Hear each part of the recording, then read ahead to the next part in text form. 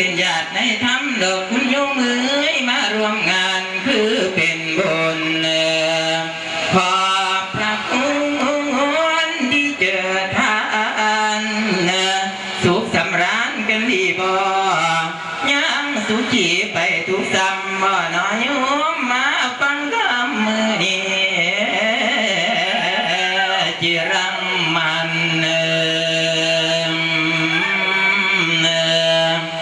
โยกระเสมบ่มีโย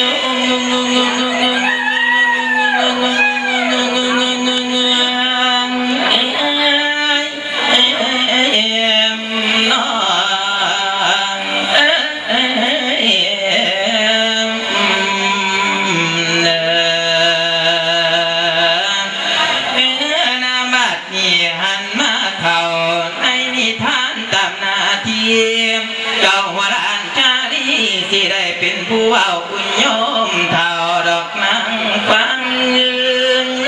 นักกันละยาหน่อยปาตานางได้ฟังปากว่าอยากปากหากได้เว้ามันดูเก่าอังกุรังนักโอ้ยคนนักกันใบหน้าเสียวกันจังได้นอเวลาเพิ่นมาขอพ่อบอกให้ลูกพ่อโพดเป็นนายพอกันได้ทั้งหลายเป็นขายคำหากำไรวิธีอื่นพ่อกับแม่ตาตื่นขับราคาข้างให้โอ้ยรายได้จากลูกสาวข้าวนี่หัวว่ากินยาแสนสีคมกับเขาหักกับพ่อ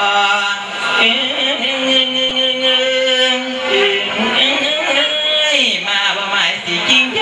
ใส่บากแขนกับทำแล้วนะแถวบ่หมายสิกินกลางแสนสิตีกระตายเปล่าพักกระเดาผมจังนองที่ย่องให้รสหวานน้ำตาลหวานขันอยู่แล้วพอที่สั่งให้มันขมเป็นเลื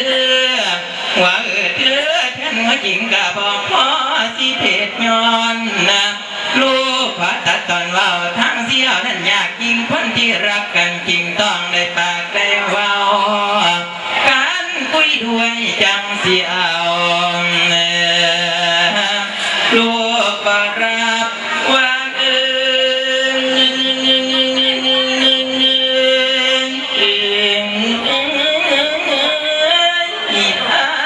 ไว้นั่นตามใจน้ำห้อยตรงที่ลาเสนุนว่ามีใดพอยังใจปตาบางนั่งเป็นสาวเต็มรูปหัวที่มักว่าได้สอนจังได้แล้วให้คิดดูกบในหัวมันยังสอนกับผู้ไปต่างชาติก็คือกันมีอยู่บ่แพ้มันยังสอนความกระปูท่านเม่นพอสาภูนี่หัวใจลูกเห็นคักห้องที่สงสารหลายทุเรศแห้งน้ำตาย้อยนะลูกบ่ร้องกันลอยด้วยสิตบตีก็ตามแต่คุณพ่อเอ้ยขออื่นพ่อดอกอื่นแม่เพียงเดียวเท่านี้กูน้ำบางอย่าเดือดดานต้นทางโอ้ยฟังคำเนาลูกสาวเลือกละทำตาตังตาเตือนละพอพันเพื่อนดอกนั่งกองโอ้ยยิ่งไประวังใจเอากูเคยกี่บอกไม่ให้เป็นน้องก็ยังเป็นบอกเห็นก็ได้สิเรื่องความดอกไปแดงความเอียงสั่งมาเอาน้ำตาออกมาเลี้ยงแรงละหายบอกให้พอ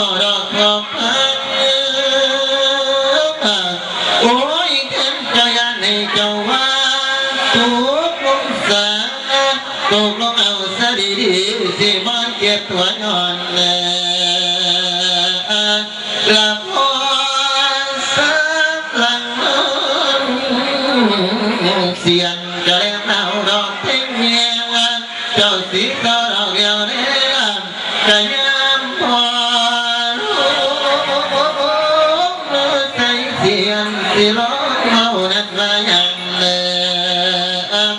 โอ้ยดังกระดังละบัดนี้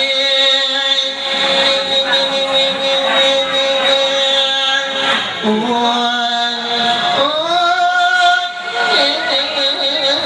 ยทั้งเศรษฐีนั่งเศรษฐีหลวงโอ้ยกันเม็ดตีกันเม็ดตีข้างเลี้ยง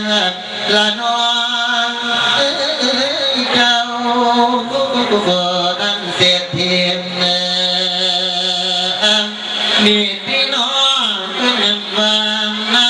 ลูกนั้นบ้องรักดีหาเวียนเพื่อนไทยหาอยากไอ้มาอยากมองห่วงฟ้องตะกูนทั่วนั้นลูกสาวตามนะว่าเลือกูโอ้ยพ่อนี่กูสิมีหน้าบัดพยามกูสาวใหญ่เที่ยวหน้าไปไว้ใส่พ่ออยากงูดิ่งแหงนี้ไปเกิดตะฟังส่วนทั้งสาบานว่าฉันรักผูกสมัครกับตัวเราอะไรเล่าอย่าพูดเธอ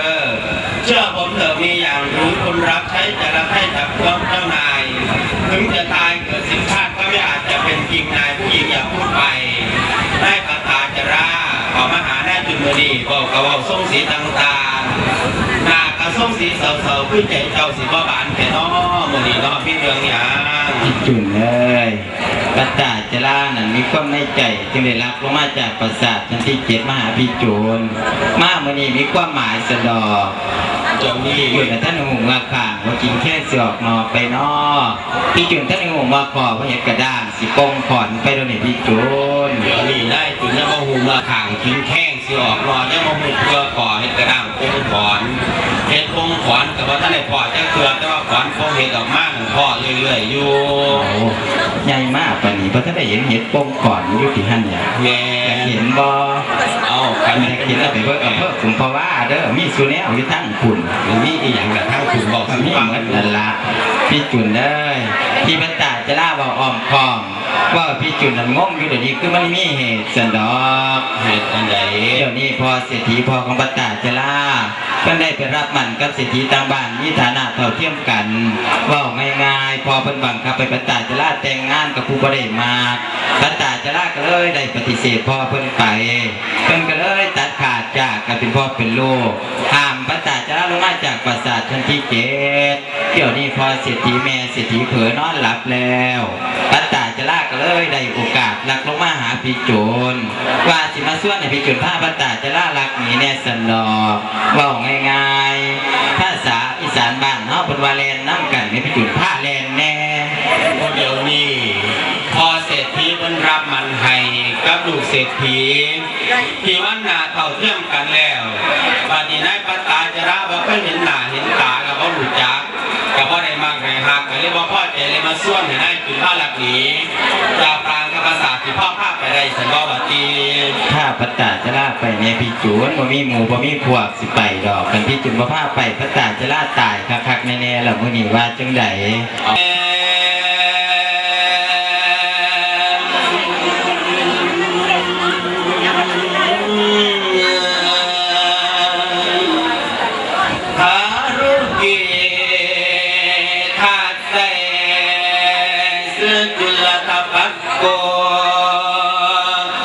คิดอาภัวทางอันให้กระใจเตือ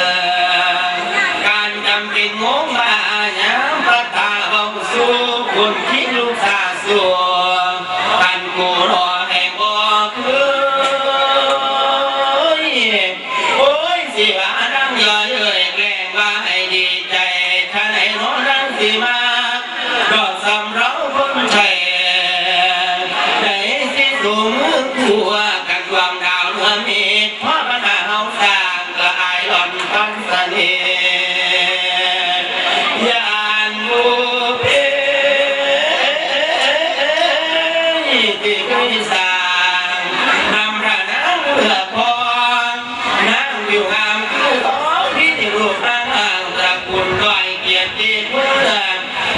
านไม่ทำกันคือทรงสะดุดนอกจากในหามลงเปกันนางแล้วประปาน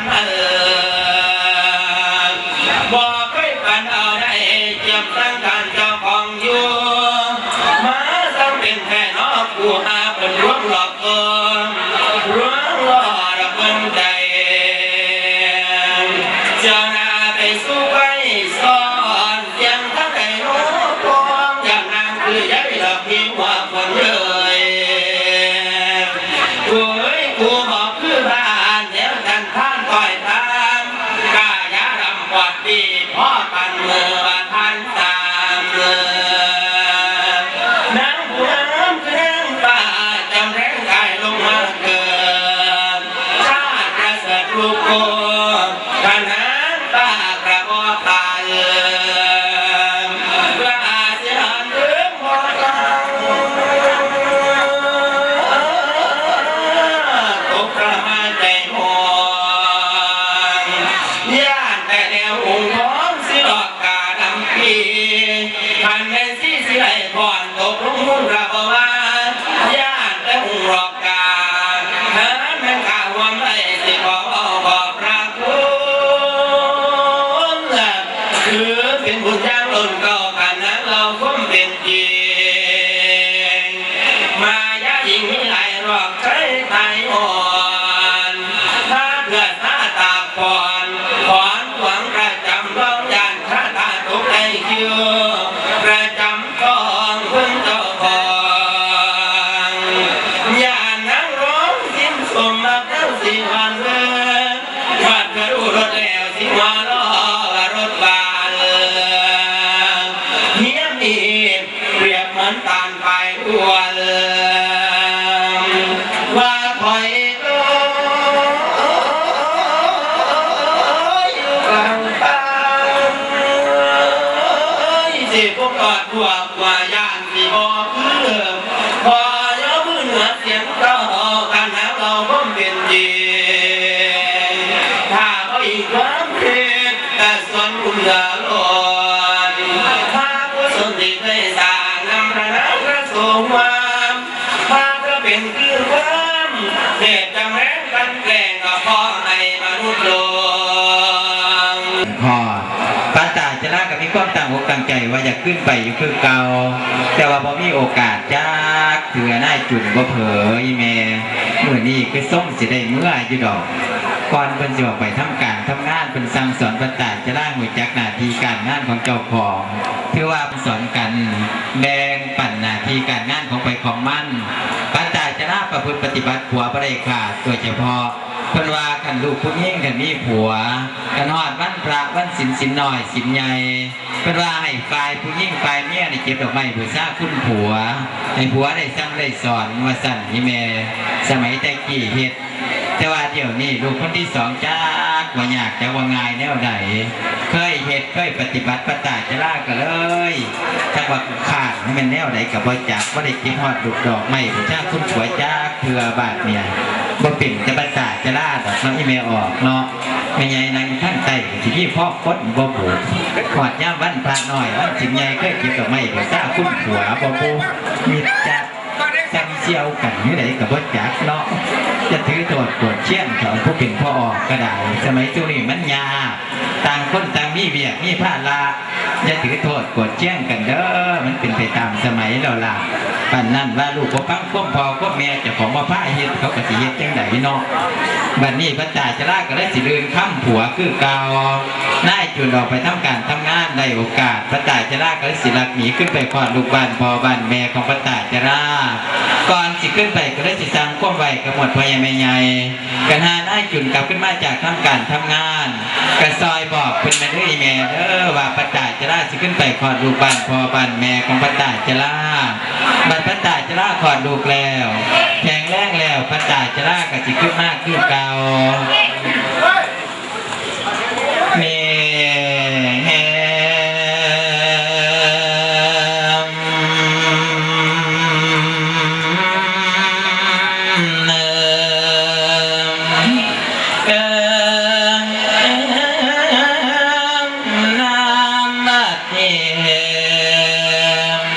น้อยมน้อ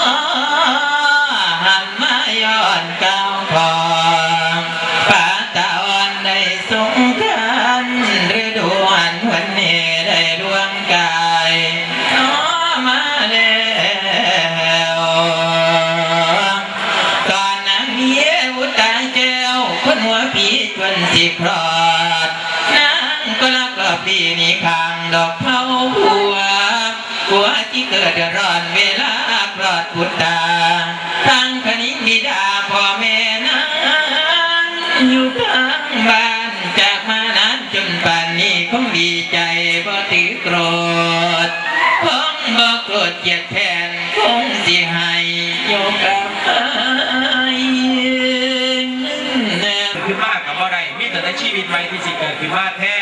ผู้ใดที่สิได้มีโอกาสเกิดขึ้นมาเป็นมนุษย์อีกคือคุณยุคก็กุศลแล้วพระกรรมที่ได้สร้างเอาไว้น่าจะได้หรือว่าได้มองตาเห็นภาพแล้วครับคือสุภุติสมัยโบราณก็เท่าสิเพื่ออุทิศให้แก่คุณพ่อขันโพโนคุณแม่ท่องพัดชนะใช่ผู้ไหว้ชนหรือผู้ลงหลักนับขันจากโลกนี้ไปสู่ปรโลกเบื้องหน้า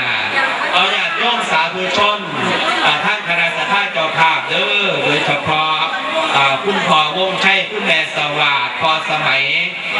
พอจรัสตลอดทั้งว่าพอผู้ใหญ่หัดคุณแม่เพชรพอบุญจันทร์แม่ดารา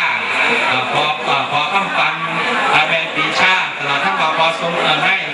ได้สมบัตินั่งหน้าวินีนายสุภัทรนั่งหวันเย็นตลอดทั้งวันนายสุวุฒิศักดิ์เจ้าปราณีสิบตำรวจโทประดิษฐ์แม่ชนเพชรนายสำเร็จนั่งรัชนีพร้อมพี่พร้อมน้องนี่แหละเจ้าภาพว่างเบียดว่างงานเลยจะข้ามสกอนช่วงนี้พระคุณเจ้าที่มาแสดงท่ามเฉลิมฉลองกองบุญเพื่ออุทิศให้แก่คุณพ่อกันโพโนคุณแม่ท่องพัดชนะชัยนั้นกสิถือโอกาสเกินอารมณ์วิญญาณของท่านทั้งสองที่พวกเขาสร้างกองบุญกองกุศลอุทิศให้เพื่อนได้มารับเอาบุญเอากุศลน้ำพีน้ำนองเขาออกผู้ใดคันพิษพัดลมตัวใหญ่นี่ให้ได้กสิดีเพราะว่าเสด็จจุดถูกได้เนาะกันว่าพิษจุดว่าได้เด้เอาพอออกผู้ใดมีกระไฟกับจุดถูกจะกำสร้างกำใหญ่ๆเติบนี่ละแก่พี่แก่น้องให้ได้ถือถูกอธิษฐานกินอุทิศส่วนบุญส่วนกุศลให้แก่คุณพ่อกันโพโนคุณแม่ท่องพัด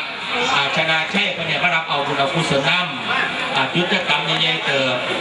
แล้วก็จะไปแก่พี่แก่น้องสำหรับญาติพี่น้องลูกเต่าเราหลานเด้อยักษ์พม่าเพียไก่ๆมะนาวยุคไก่ๆทับเข่าผ้านามทีละไก่ๆกับอัฐบริขารที่สวายอุทิศให้แก่คุณพ่อกันโพโนคุณแม่ท่องพัดชนะใช่มาพวกเข้าสามกุศลบุรีที่ยังกินท่านอุทิศให้แก่ท่านทั้งสองกสิได้จุดถูกอธิษฐานจิตบอกเอาก็สิแก่ดวงวิญญาณท่านทั้งสองให้มารับเอาบุญเอากุศลและอานิสงส์ผลบุญที่พวกเข้าในเหตุได้สร้างอยู่เมื่อนี้เนาะบุญที่ไปฮอดไปถึงแก่คุณพ่อกัน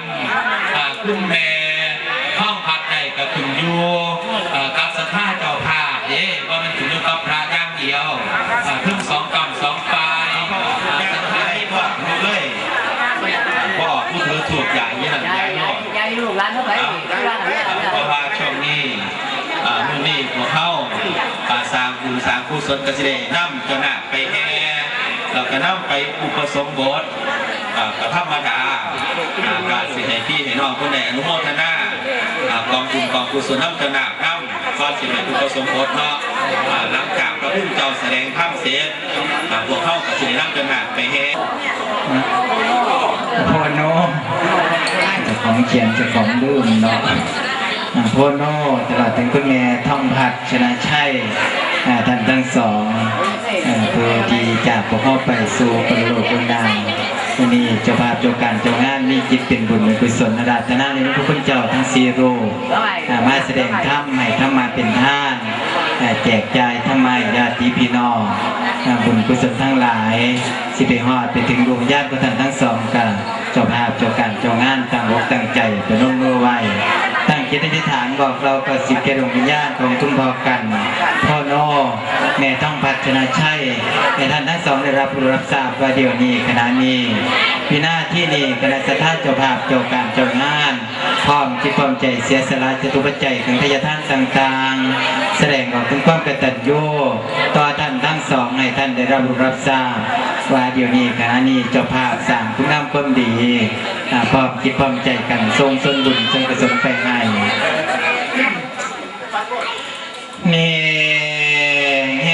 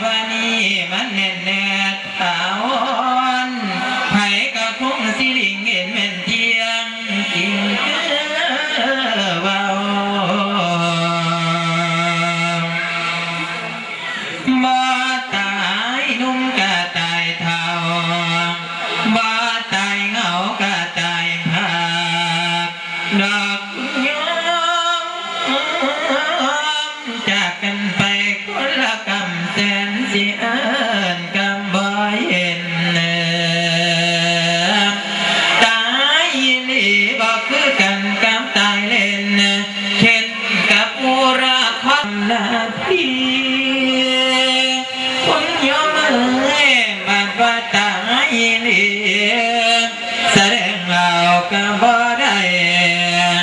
ตายแล้วก็ยามนี้เป็นยามลำได้ทำบุญอุทิศทอดเราพอกันแม่ท้องผัด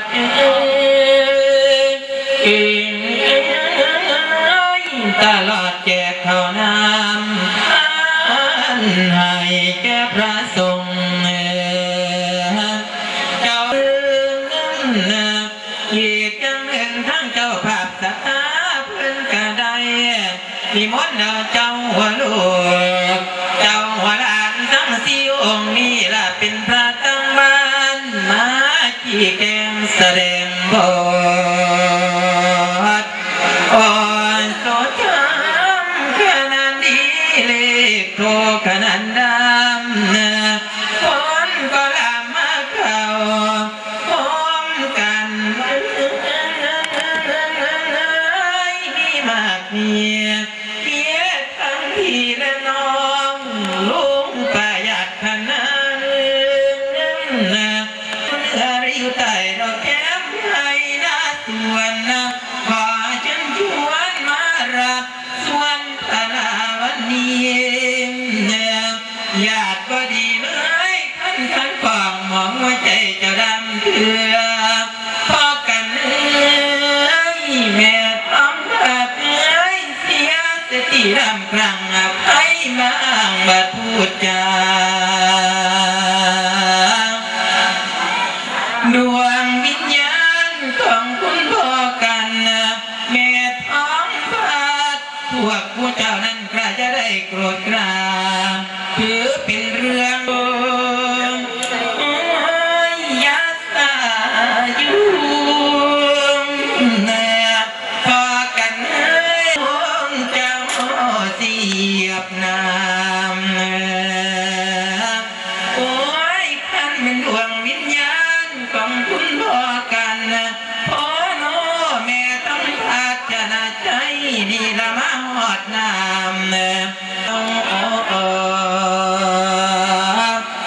ญาติทุกคนของเจ้าที่ท่านของท่านเขาเจ็บปัดอยู่อย่าทิดหาดพ่อเอ้ยแม่เอ้ยชาตินี้พ่อ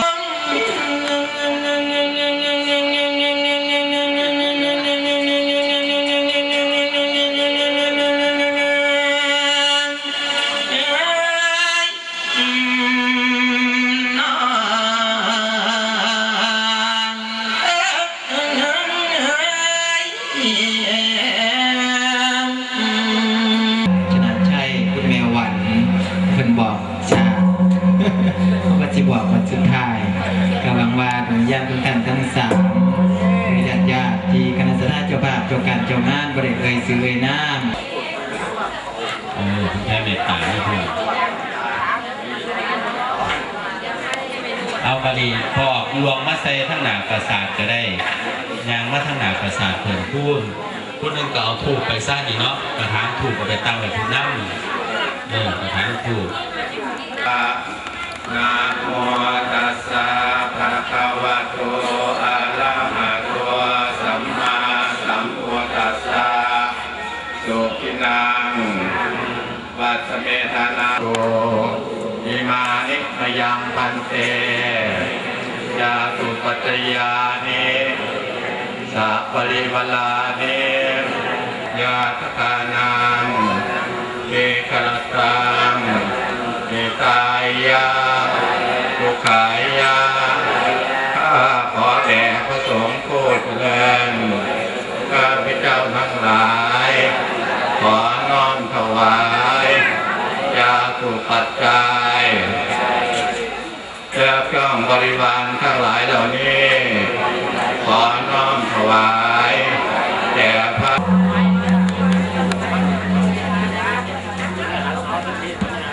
สำหรับพยากรรมทั่วนอกและทั้งวัดทั่วนอกตลอดทั้งในวันใช่เราเที่ปันคนต้องมากกว่าคนมากก็ดีพัฒนาเตรียมน้ำเนื้อญาติเรปุเรนติสาคารังเอวะเมวัย โตทินังเปตานังอุปกปติเอจิตังมติตังตุมหังจิปะเมวัสสมิจโตสัพเพปุเรนโตสังกปาจันโทปนรโสยถามณิโชติรโสยถาเววัฏฏาเนภวันวันตรายโยสุขีเตคาโยภวะภิวัฒนาสิริสเนจังวุฒาอลัมคอสามโม นั่งพี่มานั่งเนี่ย อาวสานสุดท้ายขยายก่อนบาดเจือนกูคุณนุ่มเอ๋ยเจ้ามาล้านสร้างจำปีกิตตองเว้าให้ฟังยังเรียบร้อยรายหน่อยกะว่าควรโอ้ยม่วนแล้วลาบัดนี้จะว่าหลานเศร้าไว้แนวนานาคิดใจก็อยากให้เศร้ากะมีลุ้น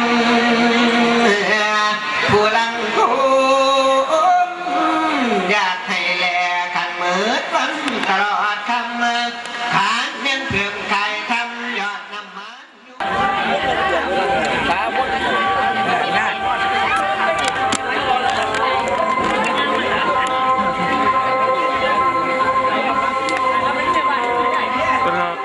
เดี๋ยวถอดแม่คอยแล้วเดี๋ยวถอดแม่คอย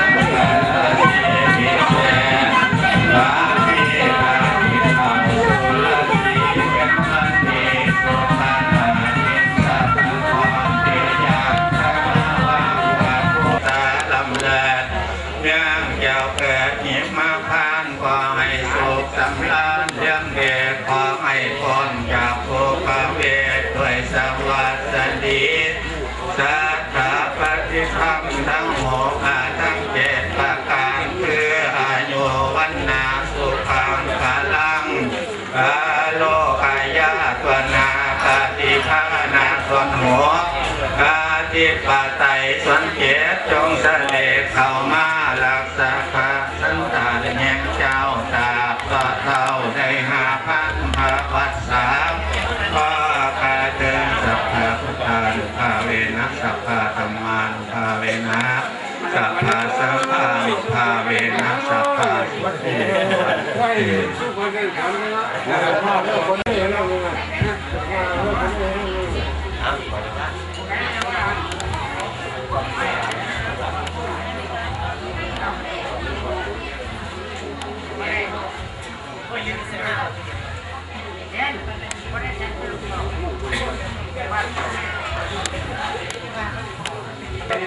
ตา